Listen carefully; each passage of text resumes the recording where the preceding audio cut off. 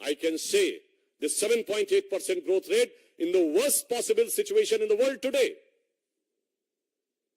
एक जमाने में IMF से लोन लेने के लिए ये लोग पीछे भागते थे. And in our government, the IMF chief, Kristalina Georgieva, says that India is going to be the brightest star. जब हमारी सरकार आई है तो बिल्कुल ऑब्जेक्टिव बात कहना चाहता हूं. हमारी सरकार आने के बाद 4 करोड़ लोगों को घर मिला है, 11 करोड़ लोगों को शौचालय मिला है, हर गांव को बिजली मिली है, हर गांव को सड़क मिली है, 50 करोड़ जनधन योजना अकाउंट बने हैं, 50 करोड़ आयुष्मान भारत मिला है. तो जब इनका एजेंडा साफ है कि हिंदू धर्म का समूल नाश करना है, सनातन धर्म का समूल नाश करना है, तो यह सिर्फ कोई धर्म संस्कृति का विषय नहीं है, यह भारत के समूल नाश करने का आधार है. और यह बात मैं इसलिए भी कहना चाहता हूं, भारत के वो हिस्से जहां इरेडिकेशन ऑफ सनातन धर्म हो गया, in the latest history Pakistan, what happened? आज तबाही का मंजर है कि नहीं? And in India, Kashmir, what happened before 2019? What was the growth rate? What was the employment rate? What was the education rate? That's why I want to say with firm conviction, their real design has been exposed. And this design is nothing but to hit and demolish the basic framework of this country, which is the base of knowledge, which is the base of development, which is the base of prosperity. मैं याद दिलाना चाहता हूं, ये so called secular सरकार में इस देश में सोना गिरवी रखा गया था. Foreign exchange reserve 1991, I would like to remind, within 1 year 2 times devolution of rupee, $1 billion, less than $1 billion of foreign exchange reserve. And it reached 100 billion in Vajpayee government, crossed 500 billion in Modi government. This is our development. और आप जिसको मुद्दे की बात कहते हैं, आपका मुद्दा सिर्फ भारत और भारतीय संस्कृति का अपमान ही नहीं करना, अब बहुत साफ हो गया है कि उसका समूल नाश करना है. तो by any parameter, if they want to talk, again I would like to remind, आपके जमाने में SC/ST कमीशन एक होता था, हमने ST कमीशन अलग किया है. आपके जमाने में OBC कमीशन जैसी कोई चीज ही नहीं होती थी, हमने किया है. आपके जमाने में रिजर्वेशन ही खत्म था, कश्मीर में नहीं मिलता था, कई इंस्टीट्यूशंस में नहीं मिलता था, हमने दिलवाया है. समाज के हर वर्ग का वास्तविक सम्मान हमारी सरकार में हुआ है. अब मैं ये भी एक बात कहना चाहता हूं अपने तमिल भाइयों से. I would like to urge to our Tamil brothers, those who want to say that if in Sanatan Dharma there is only thing which is divisive and discriminatory, and they are thinking that this is like a disease and virus. मैं उनको याद दिलाना चाहता हूं, if the scientist like Robert Oppenheimer sees its inspiration from Srimad Bhagavad Gita, if the scientist like Erwin Schrödinger in his book What is Life says that he is inspired by Upanishads, if the father of the rocket science, Werner von Braun, whose guru was Hermann Oberth, and he said that he uses to read Vedas for knowledge. Werner Heisenberg has said that he has got the final concept of relative uncertainty by discussing with Gurudev Rabindranath Tagore on the Vedantic philosophy. मेरे भाई, अगर बड़े बड़े साइंटिस्टों को इसमें knowledge नजर आ रही है और आपको सिर्फ डिवीजन नजर आ रहा है, तो वायरस आपके दिमाग में आ गया है. वायरस ये नहीं है, the virus is in your mind, and this virus is nothing but, one is a Macaulay virus of 19th century, and other is a Marxist virus of 20th century. और इस अमृत काल में इस विष को निकालना होगा. मैं तमिल भाइयों से कहना चाहता हूं, you talk about the Tamil pride, and he was saying that the Sanatan is a word from Sanskrit language. I would like to say all the so-called Dravidian parties use the word Dravid. Dravid is not a Tamil word, it is a Sanskrit word, which has been misappropriated by Britishers. It is part of 2 words of Sanskrit. Drav means liquid, Ra means dharti. That is that part of land which is surrounded by water. and it is being used by Adi Shankaracharya. और वेदों में शुनाशेप की कथा में आता है, Adi Shankaracharya, when he came to Kashi and he has to discussion with the Vidvat Parishad, they asked, young boy, you give your introduction. Then Shankaracharya said, Adi Shankaracharya I'm talking about, he said, Aham Dravid Shishu Asmi. मैं द्रविड़ शिशु हूं. All the frameworks of Vedantic philosophy emerged from this southern India, which they call the Dravid land. It is called Dravid land in the Sanskrit text. अद्वैत के प्रवर्तक शंकराचार्य केरल से, द्वैत के प्रवर्तक मध्वाचार्य कर्नाटक से, विशिष्टाद्वैत के प्रवर्तक मध्वाचार्य कर्नाटक से, द्वैत के प्रवर्तक रामानुजाचार्य तमिलनाडु से, द्वैताद्वैत के प्रवर्तक निम्बार्काचार्य आंध्र से, वेदों पर एकमात्र भाष्य लिखने वाले सायणाचार्य विजयनगर एम्पायर से, यानी आज का कर्नाटक और आंध्र. मान्यवर, क्या हिस्ट्री पढ़े हैं? ये कौन सा वायरस आपके दिमाग में घुस गया है? और मैं इसलिए यह भी कहना चाहता हूं, ये वायरस जानते कहां से घुसा है? There was a British missionary whose name was G.U. Pope, George Uglo Pope. He has first time tried to bifurcate and he used the word Tamil race. मैं कहना चाहता हूं, जाके पढ़ो उसने क्या क्या लिखा है आपके बारे में. इतनी निगेटिव बातें भी लिखी हैं. And those who want to cherish, there was another father, his name was John Lazarus. He has written objective thing, but you are not ready to accept the objective thing. G.U. Pope has written all the things with design, और वो समझ में आने का प्रयास होता है. I would just like to say that in Thirukkural, 1,330 verses were written by our esteemed Tamil saints. और उसमें 3 पार्ट, परुल आगम काम, धर्म अर्थ काम, जो धर्मशास्त्र में लिखा है. मगर अफसोस ये है कि ये मैकाले और मार्क्स का वायरस ऐसा घुस गया है कि अपनी ही नहीं पढ़ रहे हैं संस्कृति. मैं आज के युवाओं से कहना चाहूंगा, मैं उदयनिधि से भी कहना चाहूंगा, अरे वो दिन गए जिस ढंग की फिलॉसफी पे आप बात कर रहे हैं. Shed this virus of 19th century of Macaulay and 20th century of Marx. Come today and see what Modi ji is doing. हमने तमिल संस्कृति को जो सम्मान दिया है, Singol, which has been discarded by Jawaharlal Nehru, has been established with full honor and prestige in the new Parliament of India. It was an initiative of our Prime Minister Shri Narendra Modi. I would like to remind, there was a very famous Tamil scripture, Chillupatikaram, जिसमें कन्नगी अम्मा और कोवलम की कथा है. और जब कन्नगी देवी के साथ अन्याय होता है तो कहा जाता सिंगोल टेढ़ा हो गया था. And they want to ridicule, they are ridiculing the Tamil culture.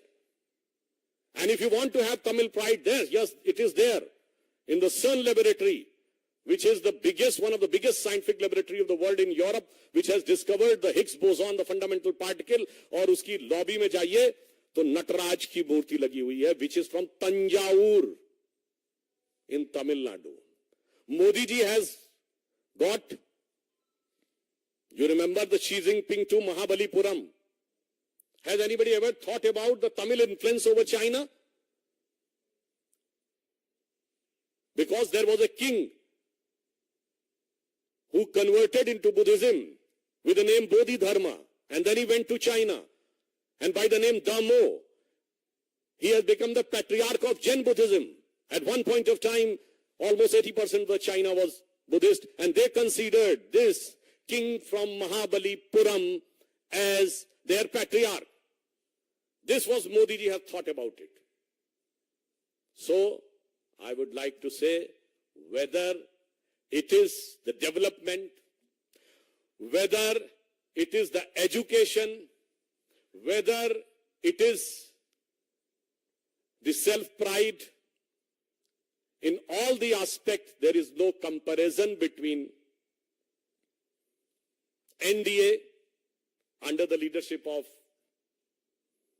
Prime Minister Shri Narendra Modi and INDIA/Ghamandiya under the leadership of Pehchan Kaun. But this today's instance is painful. This is very damaging, but it is eye-opening also.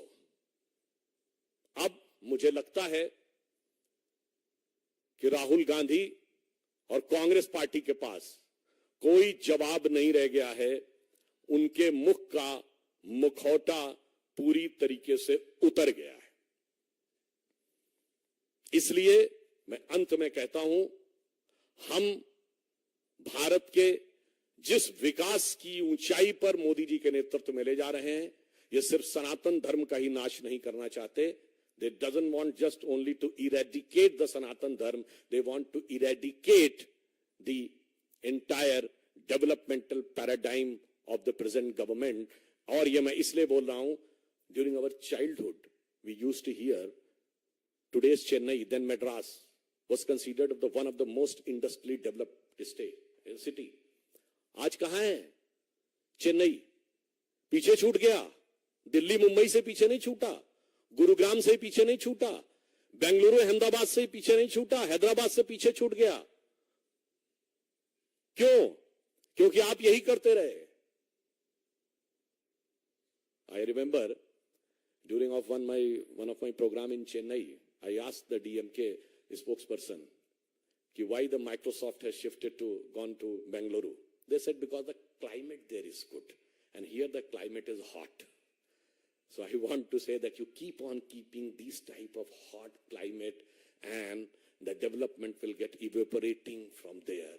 That's why I want to urge the Tamil people, think of the Tamil pride, which is all over the world, all over the India, one of the most prominent religious temples were there. And look at the pace of development, look at the work undertaken for the poor and downtrodden, and have a clear, categorical vision in your mind कि कौन किसके साथ खड़ा है, कौन भारत के विकास के साथ खड़ा है, कौन भारत के समूल नाश के साथ खड़ा है. we want to say कि हम उस भारत के साथ खड़े हैं जो अब दुनिया में नई छलांग लगाने के लिए आगे बढ़ रहा है, और जिसको पूरा विश्व पूरे दुनिया भर से सब लोग उसका सम्मान कर रहे हैं. तो मैं एक पंक्ति कह के समाप्त करना चाहूंगा कि आवर विजन इज, स्वप्न देखा था कभी वो आज हर धड़कन में है, एक नया भारत बनाने का इरादा मन में है, बढ़ रहे हैं हम प्रगति की ओर उस रफ्तार से, कर रहा है विश्व भी हमको नमन उस पार से. धन्यवाद.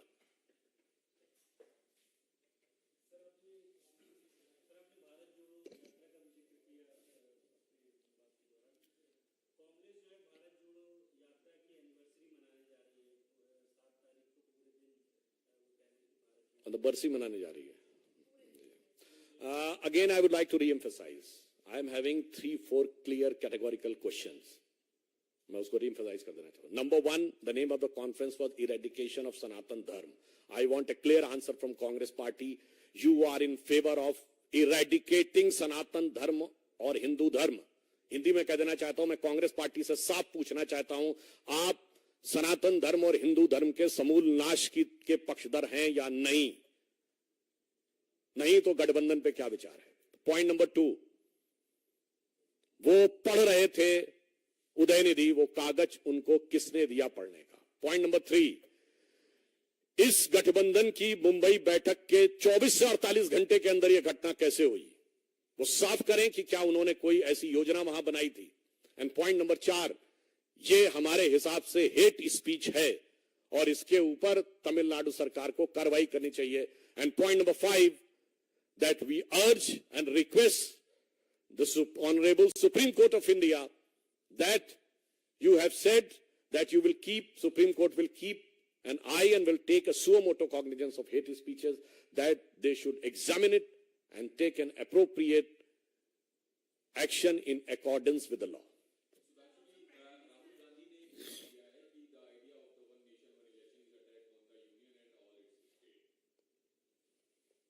देखिए, अभी वो वन कोलिशन वन कोऑर्डिनेशन तो कर नहीं पा रहे हैं, तो मानी हुई बात है वन आईडी वन नेशन, और वन नेशन को मानते नहीं है because they considered India is amalgamation of 22 nations, और उन्होंने 2 नेशन थ्योरी एक्सेप्ट की थी, तो they don't believe in one nation. They have no concrete design for one coalition and not having any coordination, so obviously they will talk about negative about one election.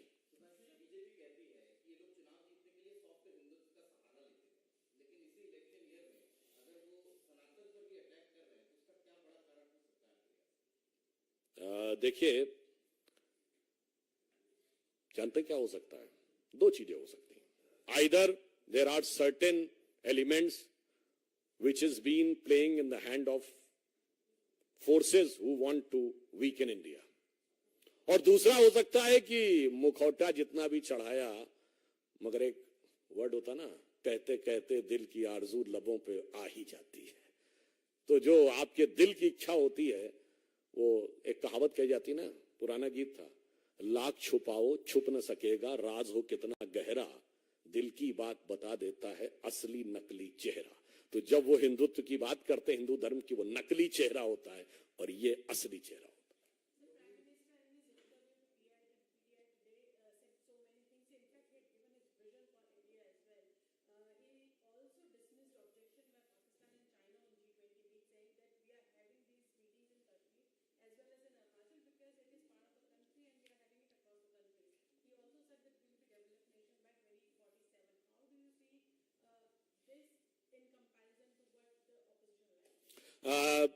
During the opposition time, Kashmir Valley was witnessing Bharat Tere Tukde Honge.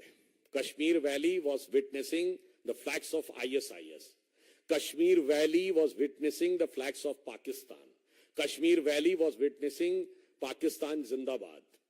And they were unable to hoist the national flag on Lal Chowk even on 26th January and 15th of August. And not only this, during their tenure, the most pious mosque of the Muslims in the entire country, Hazrat Bal, was captured by terrorists. During their regime, the biggest Sufi shrine of the country, Charare Sharif, was burnt alive, destroyed. And during our regime, जो कहते थे तिरंगे को कंधा देने वाला नहीं मिलेगा, डल लेक के किनारे तिरंगे की कतार देखिए, और G20 समिट हो रही है, इन्वेस्टमेंट मैक्सिमम हो रहा है, मैक्सिमम टूरिस्ट आ रहे हैं, डेवलपमेंट का बेस आगे बढ़ रहा है. That is the different picture between their rule and our rule.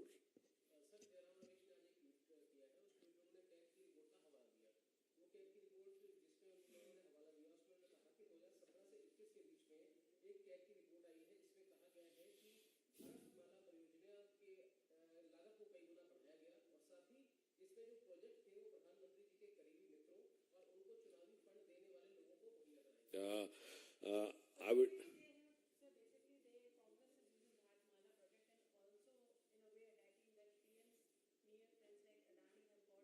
नहीं, आपने implicit बोला, I will give the explicit answer.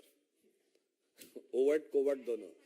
I am saying Jairam Ramesh ji is a quite well-read person. So I would like him to just look at it. You are talking about per kilometer 18 crore rupees. It was just in the simple situation. And what is written in that? The tunnels, the flyovers, and the overbridges exempted. That will have a different cost. Can we imagine that the making 1 kilometer road on a plain road and 1 kilometer in the tunnel is same cost? And if in this expressway there are 2, 3 over, in some places there are 4 overlapping, 8 lanes, it's for 1 lane. So अब तो ये तो वो बात हो गई ना कि 1 स्क्वायर मीटर पे कंस्ट्रक्शन की कॉस्ट इतनी है, तो 1 मंजिल की भी उतनी होगी और 10 मंजिल की भी उतनी होगी। ऐसा तो नहीं हो सकता।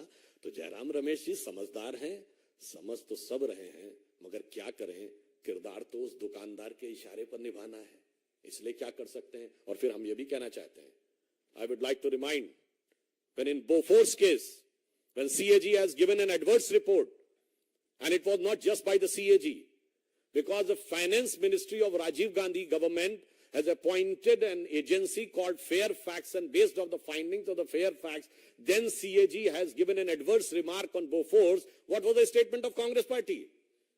कि इनकी फुल पैंट के नीचे हाफ पैंट है CAG के.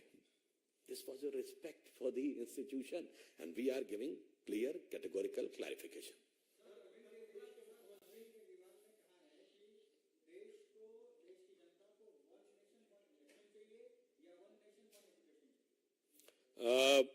जिस एजुकेशन की वो बात कर रहे हैं, उस एजुकेशन में एजुकेशन मिनिस्टर एक बोतल के बदले दूसरी बोतल भी देता है। आपको देश में कोई ऐसा शिक्षा मंत्री नहीं मिलेगा। अच्छा चलिए, I give U A question, you enlighten me that in any state have you heard कि शराब मंत्री और शिक्षा मंत्री एक ही हो,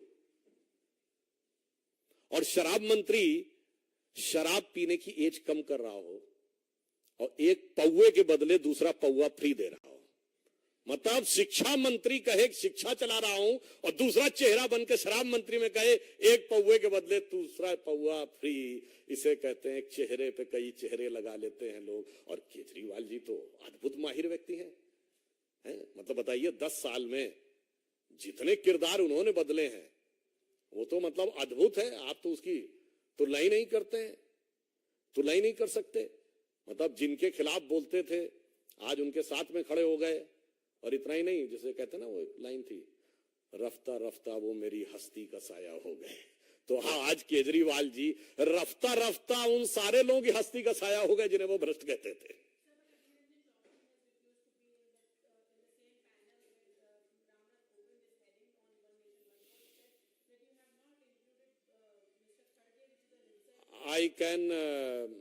I am having respect for Shri Adhir Ranjan Chaudhary ji. He is a leader of the opposition, but I am fully sympathizing with him. I am also having respect for him because I am member of PSC and he is the chairman of PSC. So I am having personal interaction with also. But unfortunately, what he is saying, I am having full respect for him. What type of disrespect has been given by Congress to him? Because when he said in Kolkata that the Trinamool Congress government is killing Congress workers, he said there is no democracy in West Bengal. He approached to the court, but he was ordered to put tape on his mouth the moment he landed in Bengaluru. And not only this, for the first time in the history of India, when a no confidence motion was moved against a government, leader of the opposition has not initiated it. Forget about initiated. His name was not there in the list. तो मुझे लगता है शायद इस दुकानदार के किरदार से अधीर रंजन जी भी अब क्या करें, शायद अपमान सहना उनके लिए सत्ता की लाचारी कही जाए या कुर्सी की बलिहारी कही जाए।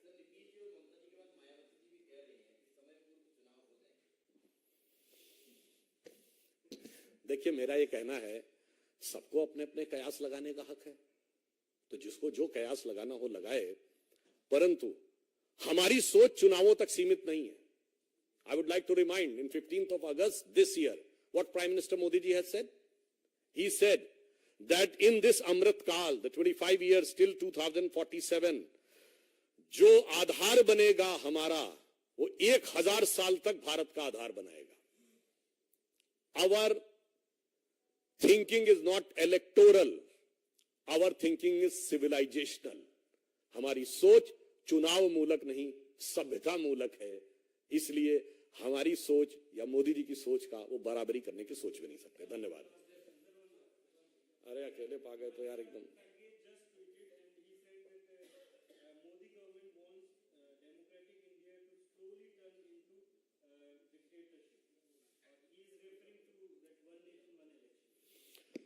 तो इसका मतलब कि जब जवाहरलाल नेहरू जी के टाइम में 1 नेशन 1 इलेक्शन होता था, तो it was what type of rule it was? तो मुझे समझ में नहीं आता है, ये कांग्रेस के नेता अपने नेताओं को बदनाम करने में भी कोई चिंता नहीं करते। मतलब अगर मोदी जी पे अटैक करना हो तो नेहरू जी गलत थे। मोदी जी के प्रति घृणा इतनी है कि सरदार पटेल साहब की दुनिया की सबसे बड़ी मूर्ति बनी है। पूछिए आज तक कोई कांग्रेसी गया है उस मूर्ति पे फोटो खिंचाने? कितनी हिकारत भरी हुई है, अपने नेता को छोड़ दिया। और ये सेकुलरिज्म के सुरमाओं से पूछता हूं, डॉक्टर एपीजे अब्दुल कलाम के नमाज़े जनाजा में कितने गए थे? सिर्फ इसलिए कि हमने राष्ट्रपति बना दिया था उनको। चलिए वो छोड़िए, पूछिए जाके कलाम मेमोरियल में कितनों का फोटो है। इसलिए जो आपने सवाल पूछा है, वास्तविकता सबके सामने है और कांग्रेस का यह चरित्र, वो अपने नेताओं के बारे में भी जो कहना चाहते हैं। और जहां तक मेरा ये कहने का सवाल है, अगर वो ऐसा कह रहे हैं तो अशोक गहलोत भी तो बोले थे, है नहीं उनसे कह रहे हैं। अधीर रंजन चौधरी जी भी कहते, तो वो ये नेता प्रतिपक्ष राज्यसभा है खड़गे जी, तो अपने दूसरे वाले सदन के नेता प्रतिपक्ष से बात करें तो मेरे विचार से ज्यादा बेहतर होगा।